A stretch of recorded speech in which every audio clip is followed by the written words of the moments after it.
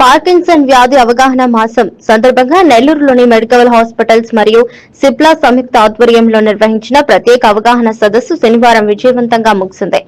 Movement of Joy అనే నినాదంతో జరిగిన ఈ కార్యక్రమంలో పార్కిన్సన్స్ వ్యాధిగ్రస్తులు, వారి కుటుంబ సభ్యులు పెద్దల సంఖ్యలో నగర ప్రజలు పాల్గొన్నారు. ఈ సందర్భంగా ప్రముఖ న్యూరాలజిస్ట్ డాక్టర్ దీక్షాంతి నారాయణ మాట్లాడుతూ పార్కిన్సన్స్ వ్యాధి పట్ల సమాజంలో ఉన్న అపోహలను తొలగించడమే ఈ సదస్సు ముఖ్య ఉద్దేశమని తెలిపారు.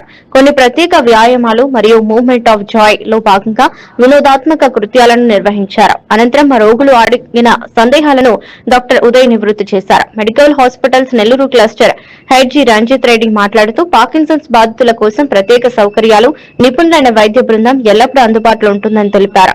కార్యక్రమంలో హాస్పిటల్ డాక్టర్, సిబ్బంది మరియు సిప్లా ప్రతినిధులు పాల్గొన్నారు.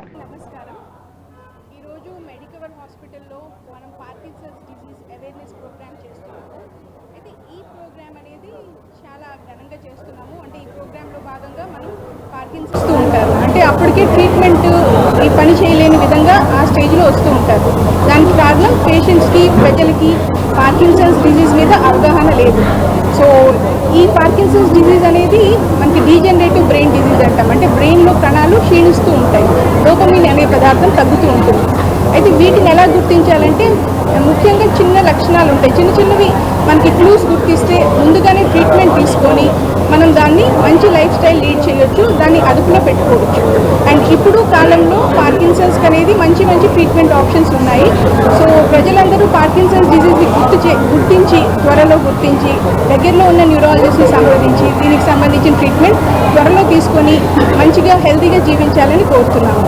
అయితే పార్కిన్సన్స్ ముఖ్య లక్షణాలు ఎలా ఉంటాయంటే మనకి బాడీ అంతా స్టిఫ్ అయిపోతూ ఉంటుంది, ఇంకా నడకలో బాగా స్లో అయిపోతారు, బాగా స్లోగా చిన్న చిన్న అడుగులు వేసుకుంటూ వెళ్తూ ఉంటారు.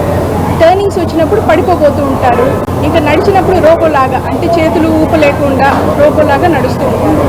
అదే కాకుండా మనకి చిన్న చిన్న వణుకులాగా మూమెంట్స్ వస్తూ ఉంటాయి. ముఖ్యంగా థంబ్, ఇండెక్స్ ఫింగర్లో చిన్న చిన్న వణుకు వస్తూ ఉంటుంది. మనిషి అంతా అంటే ఎక్కువ రెస్పాండ్ అవ్వలేరు. మాస్క్ ఫేసెస్ అంటాం, అంటే ఫేస్ అంతా కూడా మాస్క్ లాగా ఉంటుంది అనమాట. వాళ్ళు మనం చెప్పిన ఆన్సర్ కూడా త్వరగా చెప్పలేరు, ఏదైనా అడిగినా త్వరగా ఆన్సర్ ఇవ్వలేరు. సో ఇంకా కాన్స్టిపేషన్ కానీ మనకి స్మెల్ కానీ తగ్గడం ఉంటుంది. కొంతమంది పేషెంట్స్ డిప్రెషన్కి లోన్ అవుతూ ఉంటారు.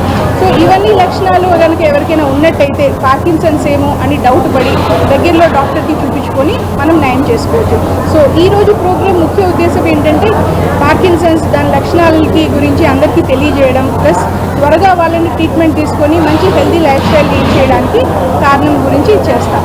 సో ఈ ప్రోగ్రాంలో పార్టిసిపేట్ చేసిన మన మెడికల్ మేనేజ్మెంట్కి, అందరు డాక్టర్స్కి, స్టాఫ్కి, ప్లస్ మీడియా మిత్రులకి అండ్ అందరు ప్రజలకి ఎంతో ధన్యవాదాలు. అంటే బ్రెయిన్లో కణాలు, డోపమిన్ ప్రొడ్యూస్ చేసే కణాలు డీజనరేట్ అవుతూ ఉంటాయి, అంటే డోపమిన్ శాతం తగ్గిపోతూ ఉంటుంది. సో డోపమిన్ శాతం తగ్గిపోవడం వల్ల మనకి డోపమిన్ నుంచి ఏవైతే మనకి యాక్టివిటీస్ వస్తాయో యాక్టివిటీస్ అన్నీ డల్ అయిపోతూ ఉంటాయి. ఇది డీజనరేటివ్ డిజీజ్ అంటారు. ముఖ్యంగా 40 నుంచి పై వాళ్ళకి వస్తూ ఉంటుంది. ఇప్పుడు యంగ్ ఆన్సెట్ పార్కిన్సన్స్ అని కూడా కామన్గా వస్తూ ఉంది. అంటే 40 కన్నా తక్కువ ఉండే వాళ్ళు కూడా ఈ మధ్య మనం చూస్తున్నాం, సంఖ్య బాగా పెరిగిపోతుంది. కొన్ని కారణాలు ఏంటంటే మనకి పొల్యూషను, పెస్టిసైడ్ వాడటము, ప్లస్ కొన్ని రకాలైన అంటే ప్రిస్క్రిప్షన్ లేని మందులు కొంతమంది వాడుతూ ఉంటారు. వాటి వల్ల కూడా కొన్ని సైడ్ ఎఫెక్ట్స్ వల్ల కూడా ఇలాంటి పార్కిన్సన్స్ లక్షణాలు వచ్చే ఛాన్సెస్ ఉంటాయి. నేను doctor Uday Kiran, consultant neurosurgeon, medical hospital Nellore.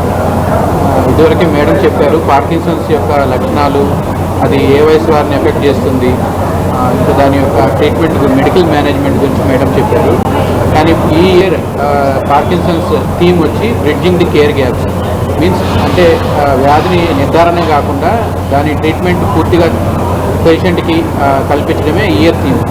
So madam చెప్పినట్టు పార్కిన్సన్స్ వ్యాధి వచ్చిన వాళ్ళని తొందరగా గుర్తించడం ద్వారా మెడికల్ మేనేజ్మెంట్, అంటే ఏదైతే డోపమైన్ తగ్గిందో అది మందుల రూపంలో ఇవ్వడం ద్వారా చాలా వరకు లక్షణాలన్నింటినీ తగ్గించవచ్చు. కానీ కొద్దిమంది మేడం ముందుగానే చెప్పారు అడ్వాన్స్డ్ స్టేజ్లో ప్రజెంట్ అవుతారు, అంటే మందులకు కూడా రెస్పాన్స్ రాదు. అలాంటి పేషెంట్స్కి ఇప్పుడు లేటెస్ట్ సర్జికల్ ట్రీట్మెంట్స్ కూడా అవైలబుల్గా ఉన్నాయి. అంటే డీప్ బ్రెయిన్ స్టిమ్యులేషన్ అనే ట్రీట్మెంట్ ద్వారా ఈ పేషెంట్స్కి ఒక సర్జరీ చేయడం ద్వారా ఒక పేస్ మేకర్ లాంటిది అమరుస్తాము. దానివల్ల ఈ మూమెంట్స్ ఎక్స్ట్రాగా వచ్చే మూమెంట్స్ అంటే ఈ ట్రెమర్స్ కానీ ఆ బాడీలో స్టిఫ్నెస్ కానీ చాలా వరకు తగ్గుతుంది. ఇది కాకుండా ఈ మధ్య అల్ట్రాసౌండ్ వేవ్స్ అంటే magnetic MRI guided ultrasound waves ద్వారా కూడా బ్రెయిన్కి చికిత్స అనేది చేయడం జరుగుతుంది. ఎవరైతే సర్జరీకి ఫిట్ గారో వాళ్ళకి ఈ ట్రీట్మెంట్ చేయడం ద్వారా వాళ్ళ లక్షణాలను చాలా వరకు తగ్గించవచ్చు. ఎవ్రీ ఇయర్ 10 లక్షల మంది కొత్త వ్యాధిగ్రస్తులు ప్రపంచవ్యాప్తంగా పార్కిన్సన్స్కి గురవుతున్నారు. కాబట్టి ప్రతి ఒక్కరూ ఈ లక్షణాలను త్వరగా గుర్తించినట్లయితే మందుల ద్వారానే నయం చేసుకోవచ్చు. ఒకవేళ అడ్వాన్స్డ్ స్టేజ్లో ప్రజెంట్ అయినా కూడా లేటెస్ట్ ట్రీట్మెంట్ ఇవ్వడం ద్వారా వాళ్ళకి లక్షణాలను తగ్గించి వాళ్ళ క్వాలిటీ ఆఫ్ లైఫ్ని మెరుగుపరచవచ్చు. దీంట్లో కేవలం డాక్టరే కాదు, nursing care, physiotherapist, dietitian role కూడా చాలా ఎక్కువగా ఉంది. సో ఇది ఒక కాంప్రహెన్సివ్ కేర్ ఇవ్వడం ద్వారా పేషెంట్స్ని బెటర్ కేర్ ఇవ్వడం ద్వారా బెటర్ లైఫ్ ఇవ్వచ్చు. అదే ఇయర్ థీమ్. Thank you.